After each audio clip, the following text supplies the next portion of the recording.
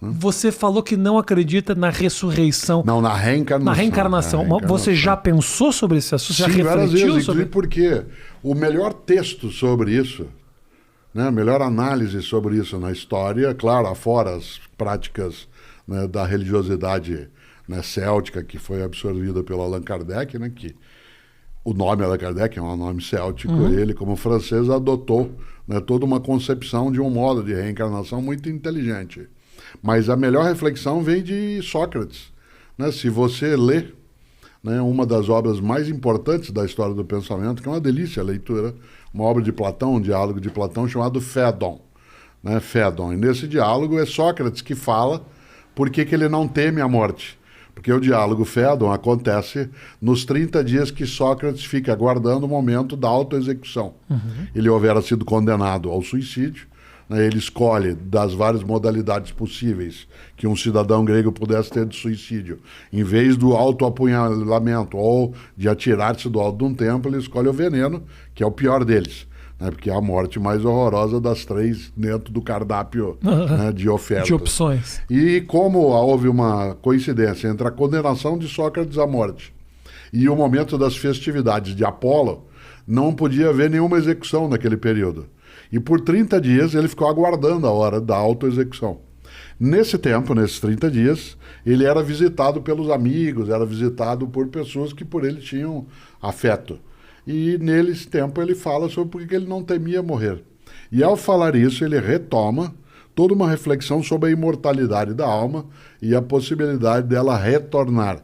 Né? O kardecismo é um modo específico de reencarnacionismo, o pensamento de Platão, e no caso Aristóteles, né, falando por meio de Platão, está mais ligado aos cultos persas, né, o que se chama de cultos órficos, em que a reencarnação se dá, né, a partir de um tipo de descumprimento, né, de tarefas que a tua essência teria.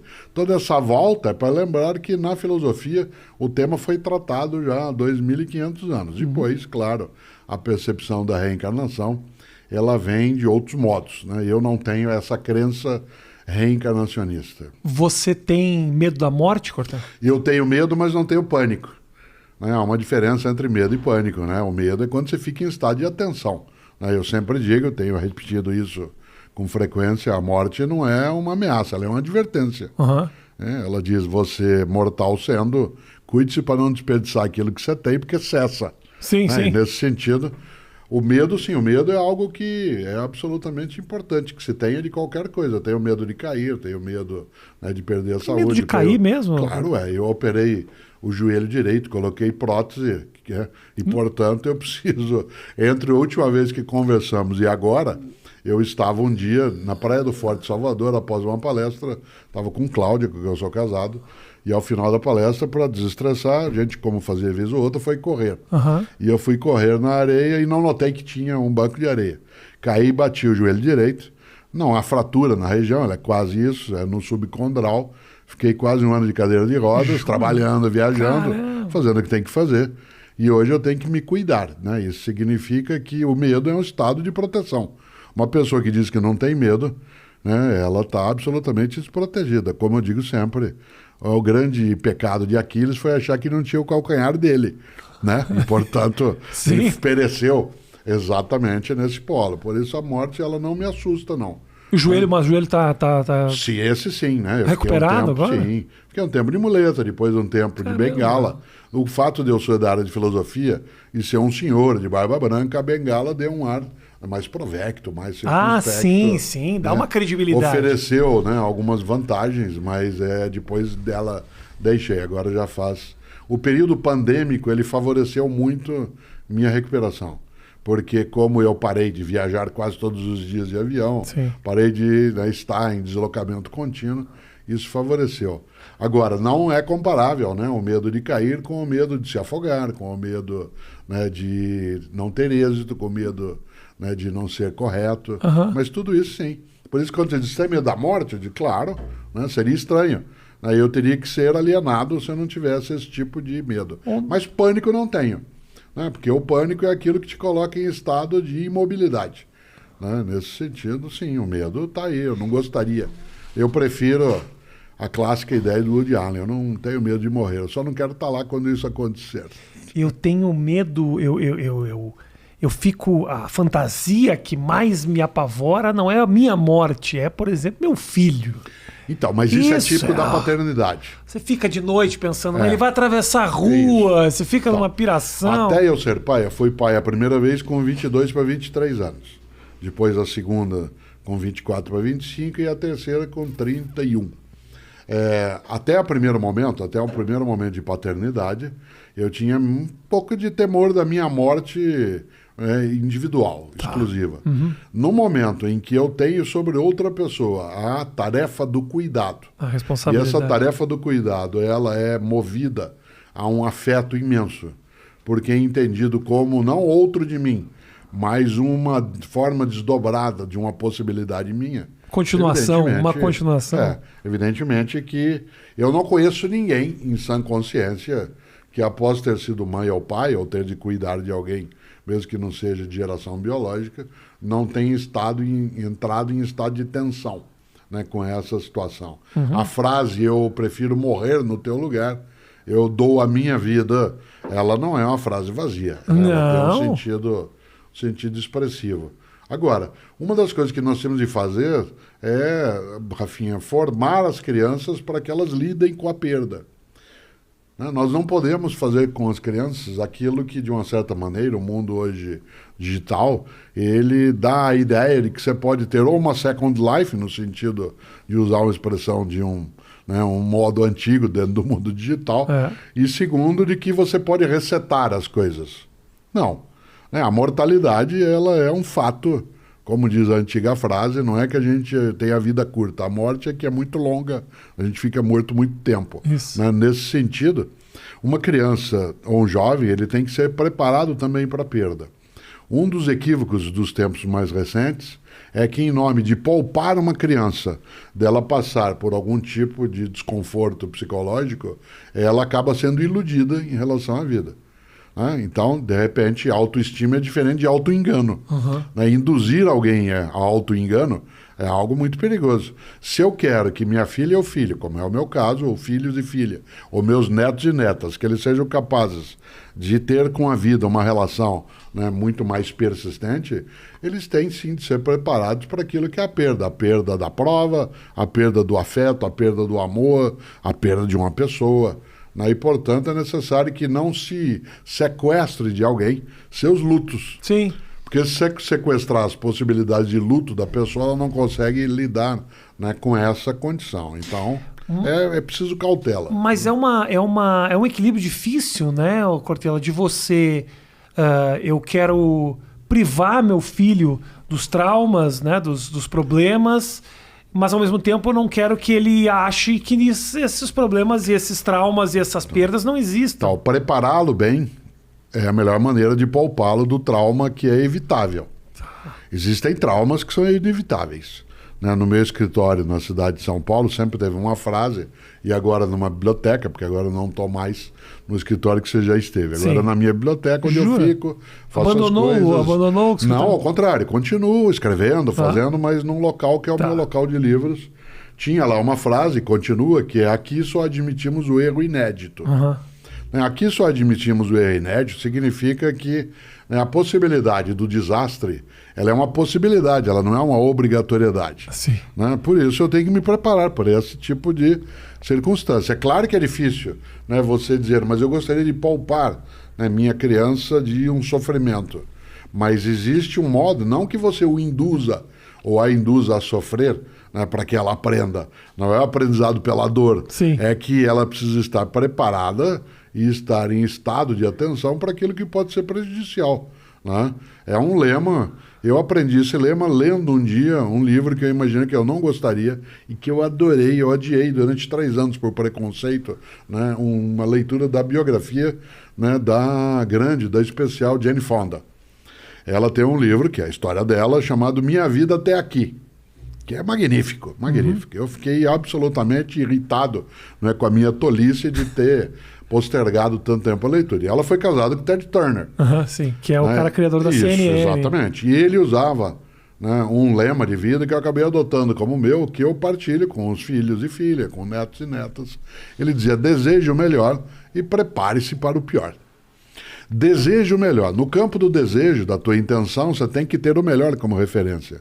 Mas como estado de atenção e ao mesmo tempo de cautela, você tem que contar com a possibilidade do pior. Então, deseje o melhor, prepare-se para o pior, faz com que uma criança, ela primeiro não seja iludida, né?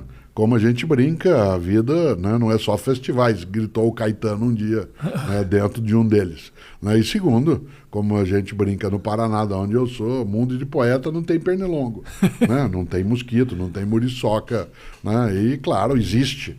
Então, não é que você induzirá alguém ao sofrimento de modo proposital, né? Não é assim, valeu a experiência. Isso. Né? Ao contrário, né? Nós estamos aprendendo muito neste tempo, mas isso não significa que por isso o tempo é bom, porque ele gera aprendizado. Porque o custo, né, que vem junto, ele é desnecessário. Então, né, alguém pode, em sã consciência, ser capaz de induzir alguém, né, à ferida, ao machucado, para que ela perceba. Não há necessidade, né? Você pode ensinar. E nisso, desculpe, há uma diferença. Né? Eu sou pai, sou descendente de italiano com espanhol, portanto sou latino, além de brasileira. Mas tenho, né, 2 netos que são alemães também. Também porque há outros modos de ser humano, além de italianos e brasileiros. E uma coisa que eu notei, a mãe germânica, por exemplo, ela adverte. Né? A mãe brasileira, a mãe latina, ela vaticina, ela ameaça. Tá. Por exemplo, eu vi várias vezes, né, dentro da cultura germânica, né, a mãe dizendo assim: cuidado que você pode cair. E me peguei algumas vezes, como bom latino, dizendo: você vai cair daí. Entendi. Uma joga a praga, a outra orienta. Ora, esse tipo de percepção, né, ele precisa ser lidado também nesse campo. Isto é, você vai cair daí, não retira da pessoa a autonomia da queda. Sim. Né? O Abu Janra dizia isso: a vida é tua, estrague-a como quiser. Mas se você puder lidar de maneira a apenas advertir, mais do que ameaçar, né? Você vai repetir de ano, você vai dançar nessa, isso vai ser um horror, quase é um vaticínio, né? E nesse sentido não tem necessidade, né? Parece um pouco teu conterrâneo, mas de Alegrete, o Mário Quintana, em 86, quando você era criança, ele lançou um livro, 10 anos. 10 anos, né? Ele lançou um livro de poemas chamado Baú de Espantos. O título é genial. Isso me dá uma raiva imensa, porque eu não pensei num livro com esse título, né? E Baú de Espantos. São os 2 livros que te deram, da Jane Fonda. Da Jane Fonda. Não, Jane Fonda me deu chateação comigo, pela minha tolice. Pelo preconceito. Em relação a título, sim, claro. Mário Quintana com Baú de Espantos. Melhor que isso, só o Pedro Nava, o mineiro, lá de Juiz de Fora, com Baú de Ossos, que é um livro de memória. Bom. Né, que é um livro, ele é um memorialista estupendo, além de médico também muito bom. Né? Então, Baú de Espantos, eu acho que, vez ou outra, a gente tem que partilhar com as pessoas com as quais a gente convive a possibilidade de ter ali a abertura do seu baú de espantos. Você está falando da questão da biografia e de o que deixaram essas figuras, né? Você pensa, Cortella, no possível legado que você deixa? Claro, no outro dia me perguntava numa conversa, né, se eu projetei, né, na minha carreira, no sentido de ser alguém que entrou para a docência, foi para a filosofia e que um dia eu imaginaria que poderia até me tornar pop. Né? Afinal de contas, você ser pop. Muito pop. Ser pop com filosofia é algo que até poderia se imaginar que poderia sê-lo de algum modo. Mas como professor, né, era uma coisa um pouco estranha. E eu disse o seguinte: nunca eu projetei, coloquei como um plano programado, né, de atividades. O que eu fiz foi colocar para mim um princípio, de que eu deveria ser o melhor naquilo que eu fizesse. Não melhor do que você, mas o meu melhor. Isto é, o melhor Cortella na docência, na família, teria que vir à tona. Nesse sentido, né, quando se imagina que eu quero deixar um legado, eu gosto. Eu tenho um livro que eu aprecio muito, com um título, esse eu gostei, né, do título que eu mesmo dei, que é Viver em Paz para Morrer em Paz. muito melhor que Baú de Ossos. Não, Muito melhor. Vou te dar esse. Melhor pode é Paulo Bonfim, que tem um livro chamado Colecionador de Minutos. Pá, é bom esse também. Colecionador de minutos. Não, qual era olha o primeiro? só. Qual é que era o do Mário Quintana? O Mário Quintana não era muito bom. Calma aí. Qual que era? Não é o Colecionador de Ossos. Qual é que é o de Do antes? quê? Baú de Espantos. Baú de Espantos é muito bom. Não, Baú de Espantos é coisa Esse de é bom, gênio. esse é bom. Coisa de gênio. Né? E o grande Mário Quintana, que aliás foi meu grande inspirador em várias coisas. 3 dos meus livros foram inspirados nele, porque ele lançou em 1973, e aí você não tinha nascido. Não. Eu estava no primeiro ano da universidade, fazendo filosofia. Ele lançou um livro que eram as colunas dele, né, no jornal que ele publicava em Porto Alegre, e o livro se chama Caderno H, que é sobre filosofia do cotidiano. E aí eu acabei um dia fazendo. Aí voltando ao teu ponto anterior, né? Penso eu no legado, no livro Viver em Paz para Morrer em Paz, eu tenho um subtítulo no livro que é Se você não existisse, que falta faria? Que é uma coisa a não ser, deve ser pensada... Infelizmente eu penso nisso um pouco demais. Pois é. Não deve ser pensado em excesso, tem que ser pensado com moderação, jamais após beber alguma coisa, nunca em estado de tristeza, mas deve ser pensado vez ou outra. E eu sempre digo que se eu não existisse, eu quero fazer falta. Né? Eu quero fazer falta. Esse é o meu legado. Eu quero que no dia que eu me for, que diga assim, poxa, o Cortella faz falta. Ele podia estar aqui com a gente, nessa situação, nessa circunstância, como professor, como pai, como marido, como cidadão, como profissional, como amigo. Então, esse é o sentido. Boa. O Mário Quintana, que nós citamos, mandou escrever no túmulo dele, eu não estou aqui. Eu não estou aqui. Isso aparece, eu cito isso nesse livro, Sim. Viver em Paz para Morrer em Paz, porque ele morreu, o Mário Quintana, na mesma semana que o Ayrton Senna, né? Morreu no dia 5 de maio de 1994. O Senna morreu domingo e o Quintana na quinta-feira.